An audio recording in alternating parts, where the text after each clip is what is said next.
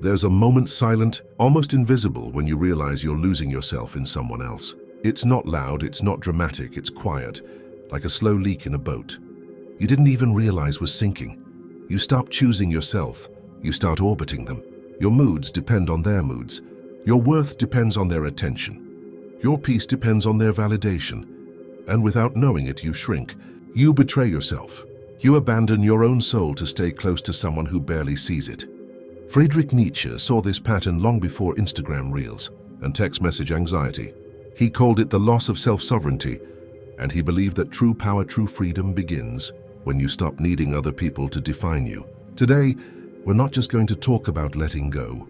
We're going to talk about reclaiming, why attachment hurts more than it heals, what Nietzsche really meant by becoming who you are, how to detach without closing your heart, and how detachment can actually make your love purer, stronger, and more beautiful. You don't detach because you don't care. You detach because you finally do. You detach to come home. Let's begin. Why attachment hurts. Attachment isn't love. It looks like love. It feels like love. But it's not.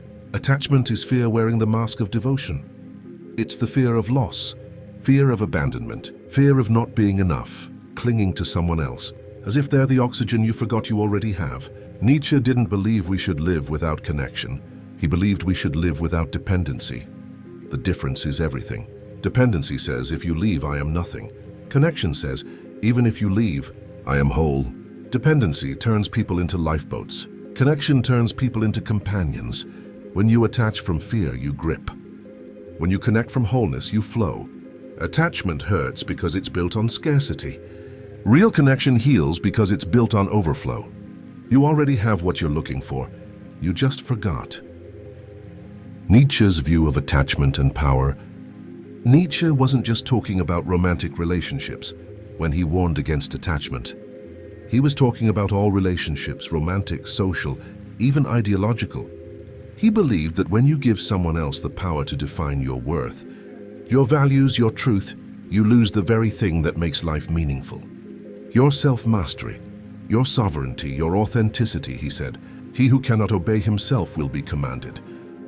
If you don't anchor into yourself, you will be ruled by everyone else's moods, opinions, and desires. You will contort yourself to fit what they want. You will betray yourself to keep their love. You will abandon your own North Star.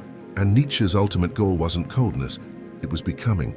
It was living so fully anchored in your own soul that no external force could make you betray it. Detachment isn't withdrawing from love. It's withdrawing from illusion. It's choosing connection without chains. False attachments versus real connections. How do you know if you're attached or connected? Attachment feels like anxiety, obsession, clinging, identity loss, fear of being alone. Connection feels like peace, inspiration, freedom, mutual respect, deep presence. Attachment says, I need you to complete me. Connection says, I celebrate who I am and who you are. Most of us never learned the difference. Most of us think love is supposed to hurt. That anxiety means it's real. That chaos means it's passionate. It's not. It's just familiar pain dressed in a new outfit. And you deserve more. You deserve connection, not chains. Signs you're losing yourself in someone. Here's how you know you've crossed the line from love into self-abandonment. You stop pursuing your passions to be more available to them. You silence your opinions to avoid conflict. You walk on eggshells, hoping to keep their affection. Your happiness rises and falls with their attention. You tolerate disrespect because you're afraid to lose them. If you recognize yourself here, it doesn't mean you're weak. It means you're human. It means you learned survival mechanisms. It means you wanted love so badly, you started to bargain with your own soul. But you don't have to stay there. Freedom is one choice away. And Nietzsche's work shows us how. If this content is making sense to you, then click the subscribe button and subscribe to the channel. Thank you for your support. Why detachment is not coldness. Detachment gets a bad reputation. People think it means you stop caring, that you build walls, that you become heartless. But real detachment is the opposite. Real detachment says, I love you enough to let you be fully yourself. I love myself enough not to lose my identity in you.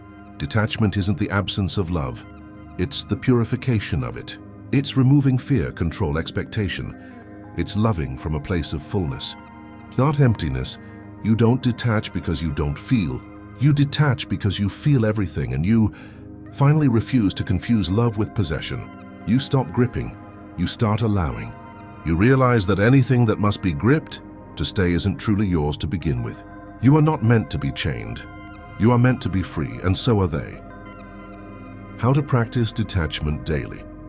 Detachment isn't a one-time choice.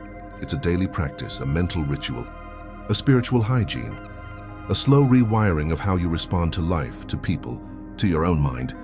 Here's how to begin the Nietzschean way. 1. Self-check-ins.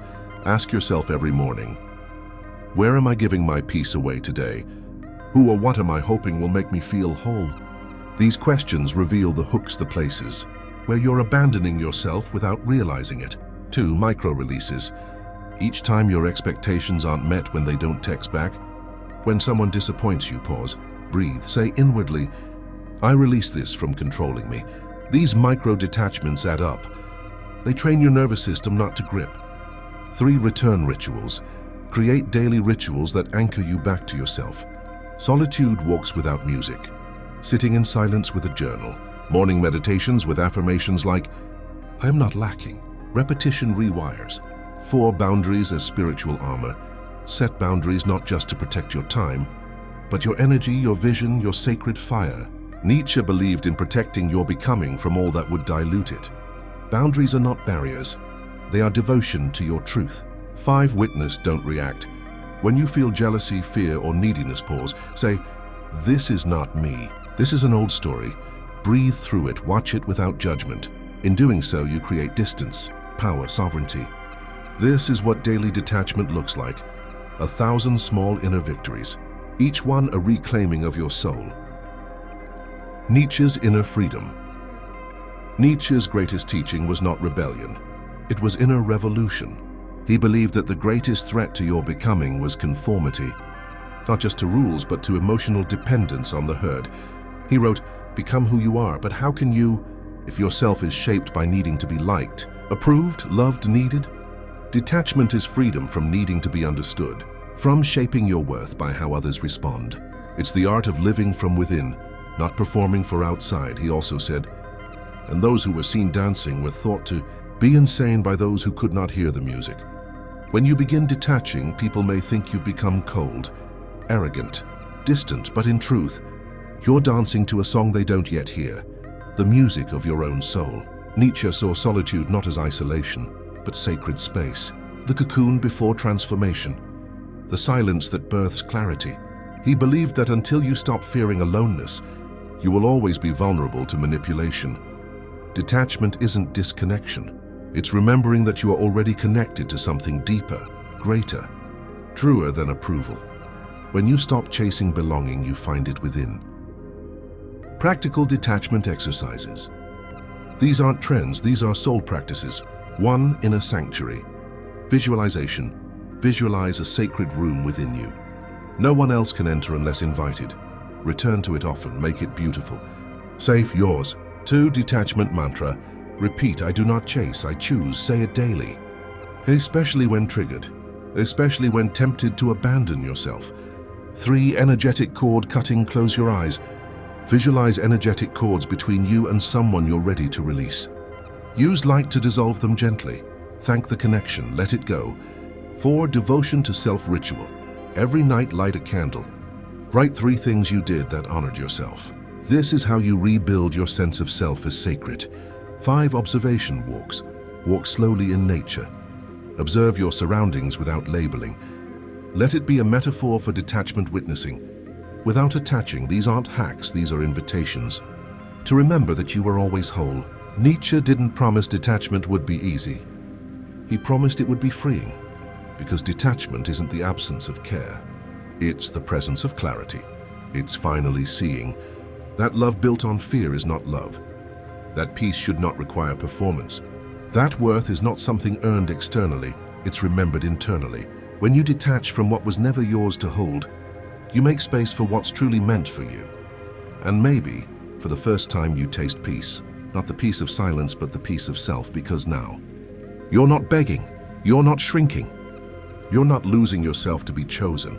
You're choosing you. And the world begins to mirror that choice. This is your Nietzschean rebirth, the rise of your sovereignty. But the journey continues, because in our next video, we enter the mind of Machiavelli, not to manipulate others, but to protect your peace by understanding them, to see through masks, to decode behavior, to never again hand your energy to someone just because they smiled. Keep watching. Depthoria is just beginning.